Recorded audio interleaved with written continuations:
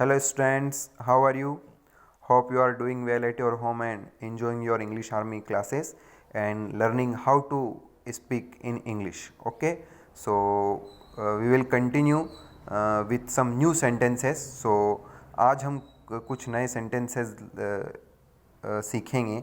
तो पिछले वीडियो में हमने सीखा कि हम घर पर कैसे इंग्लिश बोल सकते हैं। तो हमने पिछले वीडियो में घर पर बोले जाने वाले इंग्लिश सेंटेंसेस सीखे हैं। आज हम अपनी क्लासरूम में, जब हम स्कूल में होते हैं और अपनी क्लास में होते हैं, तब जो इंग्लिश में सेंटेंसेस बोले जाते हैं उनको कैसे बोलेंगे, तो वो सीखेंगे हम आज। So let's start. First sentence, अपनी किताबें बंद कर लो। तो mostly this sentence is use by teacher. तो अपनी किताबें बंद कर लो, इसको बोलेंगे क्लोज योर बुक्स। ठीक है, अगर टीचर भी इस सेंटेंस को यूज़ करता है तो हमें उसको समझना चाहिए कि इंग्लिश में वो क्या बोल रहा है। तो जब वो बोलेंगे कि क्लोज योर बुक्स, तो उसका मतलब होता है कि अपनी किताबें बंद कर लो। हालांकि काफ़ी इजी सेंटेंस है, पर आपको समझ में आना चाहिए। ठीक है, नेक्स्ट सेंटेंस, अपनी किताबें दूर रखें। Put your books away. ठीक है, जब टीचर कहें कि पुट योर बुक्स अवे, इसका मतलब होता है अपनी किताबें दूर रखें। ठीक है, नेक्स्ट सेंटेंस, आज एब्सेंट कौन है? Who is absent today. When teacher says who is absent today, तो इट मीन्स आज कौन एब्सेंट है उसके बारे में वो पूछ रहे हैं। ठीक है, नेक्स्ट, तुम कल एब्सेंट क्यों थे? तो जब टीचर ऐसे बोलते हैं कि why were you absent yesterday, इसका मतलब होता है कि तुम कल एब्सेंट क्यों थे। ठीक है, तो आपका जो भी रीज़न है कि आप क्यों एब्सेंट थे, तो वो आपको फिर इंग्लिश में बताना है। ठीक है, तुम क्या कर रहे थे? वाट हैड, तुम क्या कर रहे थे? What have you been doing, तुम क्या कर रहे थे? मेरी बस निकल गई थी। मोस्टली जब आपकी बस कभी छूट जाती है, निकल जाती है, तो आप उसको कैसे बोलेंगे? आई मिस्ड माई बस। ठीक है, नेक्स्ट सेंटेंस, मुझे पेंसिल की ज़रूरत है। जब आपको क्लासरूम में पेन पेंसिल की ज़रूरत होती है तो आप कैसे बोलेंगे?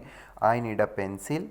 या अगर आपको पेन की ज़रूरत है, आई नीड अ पेन। जिस भी चीज़ की आपको ज़रूरत हो, आपको आई नीड बोल के उसको बोल देना है। ठीक है, जब आपको नेक्स्ट सेंटेंस है कुछ समझ में नहीं आता है और आपको उसको एक बार और समझना होता है, तो आप उसको ऐसे पूछ सकते हैं, एक्सप्लेन वन मोर टाइम, एक बार और समझाइए। ठीक है, explain one more time please, कृपया एक बार और समझाइए। या फिर आप इसको ऐसे भी कह सकते हैं कि एक्सप्लेन अगेन, फिर से इसको एक्सप्लेन कीजिए, ये मुझे समझ में नहीं आया है। ठीक है, यदि आपको बोलना है कि यह कौन सा पीरियड चल रहा है अभी, तो विच पीरियड इज़ दिस। ठीक है, ये सेंटेंस भी हम मोस्टली क्लास में यूज़ करते हैं।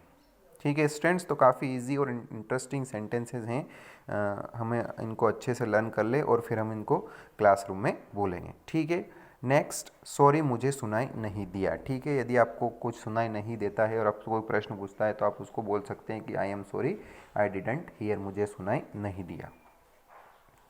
जब आपको क्लासरूम की खिड़की खोलना हो तो आप पूछ सकते हैं टीचर से, can I open the window. ठीक है, कि क्या मैं खिड़की खोल सकता हूँ।